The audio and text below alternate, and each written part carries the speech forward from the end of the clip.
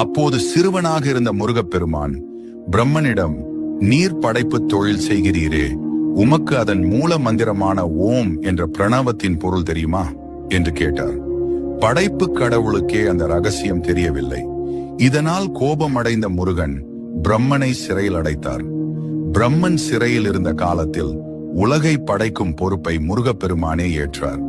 அவர் உயிர்களை படைக்கும் போது ஒரு விசித்திரமான முறையை கையாண்டார். ஒவ்வொரு மனிதனின் தலைகளும் கர்ம வினைப்படி அவர்கள் அனுபவிக்க வேண்டிய இன்ப துன்பங்களை பாதியிலேயே நிறுத்திவிடுவார். அந்த பாதி எழுத்தியே தேவர்கள் இதை கண்டு குழம்பி, முருகா, விதியை ஏன் முழுமையாக எழுதாமல் பாதியிலேயே விடுகிறீர்கள் என்று கேட்டார்கள். அதற்கு முருகப்பெருமான் சொன்ன பதில்தான் ஆன்மீக ரகசியம். நான் விதியை முழுமையாக எழுதிவிட்டால் அந்த விதிக்கு நானே கட்டுப்பட வேண்டி வரும்.